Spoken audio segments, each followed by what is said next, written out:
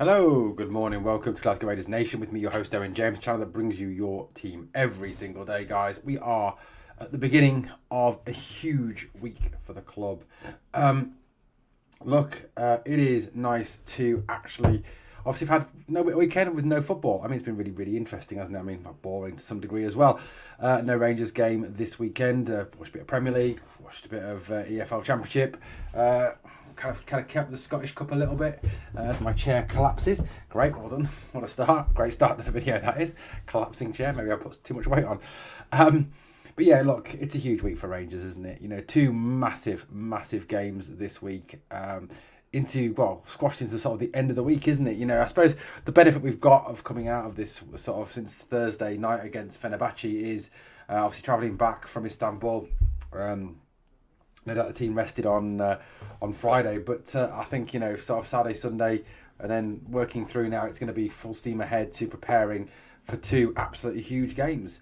Two kind of games that have a lot riding on them. Now, you could argue, I suppose, and some people will argue that the Old Firm game on Sunday doesn't really, because of the 16-point gap between us and them in the league, but I would argue it's more to do with what's coming up, more to do with next season, more to do with laying down markers. It's more to do with players in this squad showing that they're ready to challenge Celtic next season. I think, a lot's going to change before the start of next season. Obviously, we'll get a new manager, new owners, hopefully new players, and things will change again. But, you know, that's a story for the summer, isn't it? That's a story we'll obviously tell here on the channel next summer, whenever that finally arrives. But you know, obviously the first thing up is going to be Thursday night, Fenerbahce at home. A dangerous lead, really. 3-1. The 2 goals difference, obviously. You know, sometimes it's difficult, isn't it? You know, when you win the away leg so kind of decisively, to know what you need to do at home. You know, I suppose if it's level, you kind of know that you've got to go for the win. If you're behind, you know, you've got to kind of go for it because you've got to try and get the win. But if you're kind of winning like that, it's tricky. You know, what do? Do you sit back and defend, or do you go for it? It's a difficult balancing act to get right. And Barry Ferguson's obviously going to have to really sit down and with his coaching staff and kind of come up with the right approach for that game.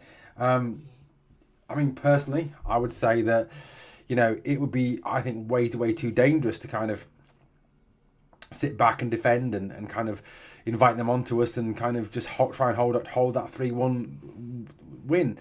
By the same token, I think it would be dangerous to go all out attacking and quite pointless to go all out attacking. I think you've got to kind of try and strike the balance between defending and attacking. You've got to kind of come with a very balanced performance on Thursday, a performance that kind of brings the best of both worlds, and that's going to be down to Barry to get the formation right, to get the tactics right, and to get it 100% spot on.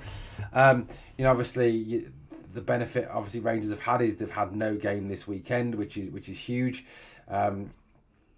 If you get a weekend off, obviously a weekend to prep, that's got to be a positive thing, hasn't it? You know, it really does.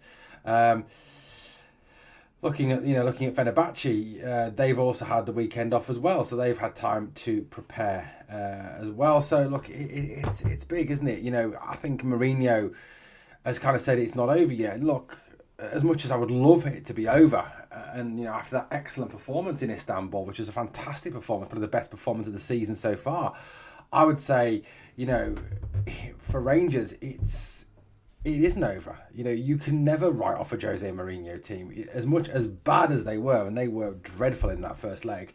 You can never kind of say that it's dead, it's done, because that's not the sort of manager he is. He won't allow his players to lie down. He won't allow them to give up. He won't allow them to say it's all over. He will make them go out there and fight for it. And like I said, you know, a lot's going to come down to Rangers getting this right on the night and going through. Now, Ibrox obviously will have its part to play as well. You know, it needs to be a proper, good old-fashioned Rangers Thursday night, doesn't it? With obviously, you know, the noise, bring the noise boys, bring the noise girls, get that atmosphere bouncing and really sort of intimidate them as they try to do out in Istanbul. You know, but we've got to kind of take the positives from that Istanbul game. You know, I thought our midfield on that night of Dio, Barron and Raskin were absolutely outstanding.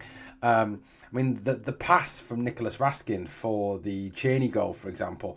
I mean, if you go back and watch that, if Kevin De Bruyne had played that pass, or Alexis McAllister, or Martin Odegaard or someone of that degree in the English Premier League, people would have been purring about it for days, for weeks. That is genuine. It is an absolutely class ball. Raskin was absolutely outstanding on that night, and he's got to obviously come up with another leading performance. And that's huge. It's huge. I mean, for me, I would go in with something very similar to what we saw, on Thursday night. I play a very similar team. Three at the back. I think, you've got to go there. John Souttar, absolutely outstanding in the centre of the three. James Tavernier, John Souttar, and I think Liam Balogun would have to start. That, for me, is the three at the back. You then go, obviously, with your four of Ridvan. I would actually swap Ridvan out for Dujon Sterling, because Dujon's right-footed. The danger always is that when you've got a left foot on the right, it narrows the pitch. I think if you put Dujon out there, even if you only get 45 minutes to an hour out of him, it provides a natural width. It provides... it widens the pitch a little bit. It doesn't narrow it all down. It doesn't leave gaps for them to get in behind. So I would go with Dujon at right wing back. Midfield three of Barron, Raskin and Dio. Hiefte on the left. And then I'd go with Tierney just off Dessers. I think, that for me has got to be the team. You've got to go with that again. Go with the three at the back again. It worked, matching up with them, going up against them, going head to head against them and giving Tierney that freedom. I think, again, at Ibrox, with the space at Ibrox, I think Tierney and the fact they've got to come out and attack will give Tierney that gap and that space to get in behind and to use his pace to attack. So for me, you've got to go with something similar to Thursday night, but it's going to be huge. It's going to be massive. And if Rangers can progress, to the next round, yes, whoever we get is going to be an exceptionally tough tie. Whether that be AS Roma or whether that be Athletic Bilbao. Both of those clubs are huge clubs. Bilbao have a lot of the Spanish national team now. They're a great side, and it will be a tough game. But look, no one gave us a chance against Fenerbahce, so anything is possible.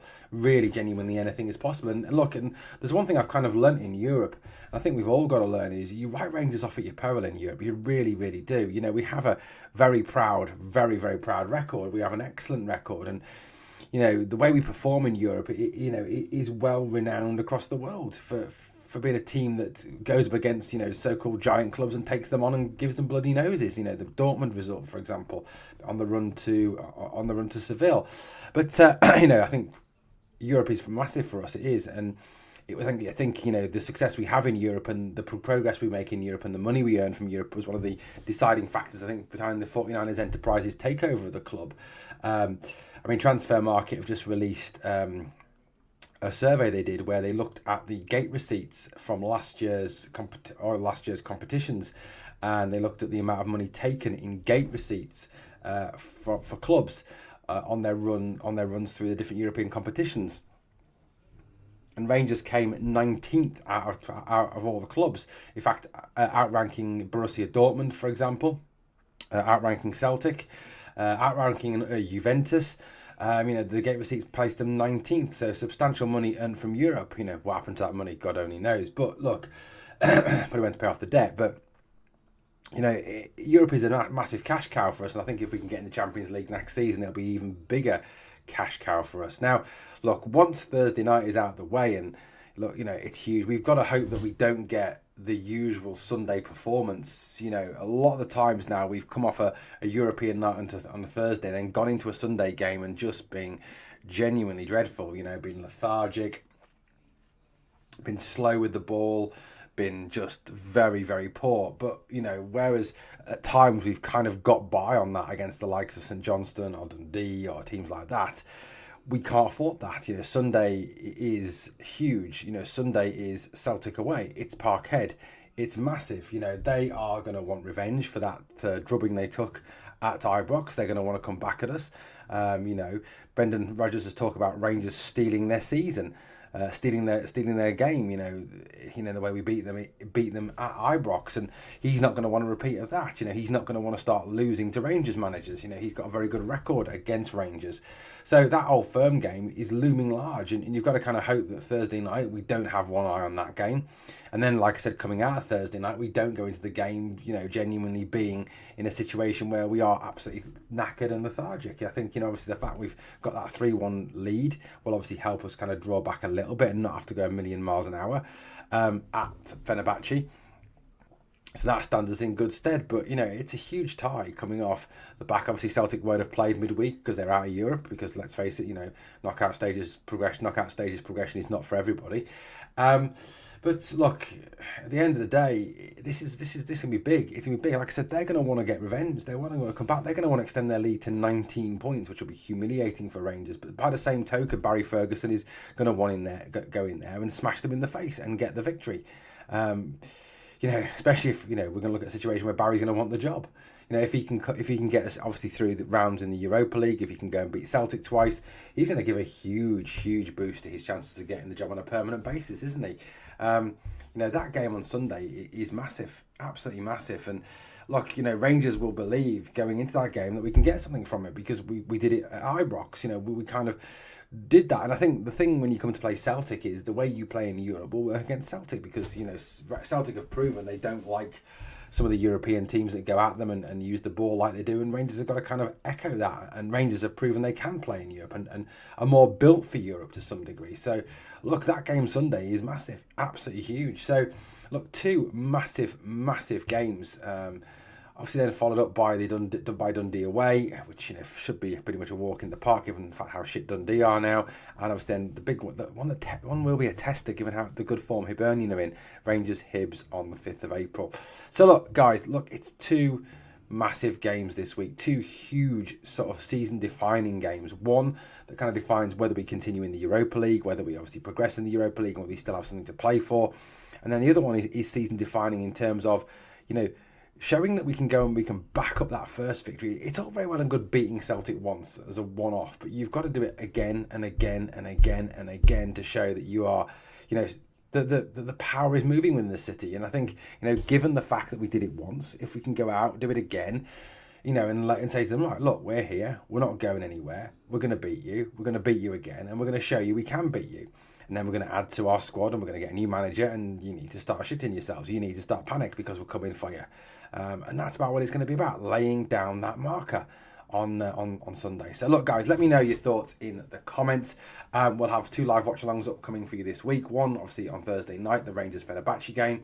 And we'll also have the Celtic-Rangers game on the Sunday. So, guys, thank you for that. Please make sure you don't miss out on the great content. Please smash that like, subscribe, comment, and share.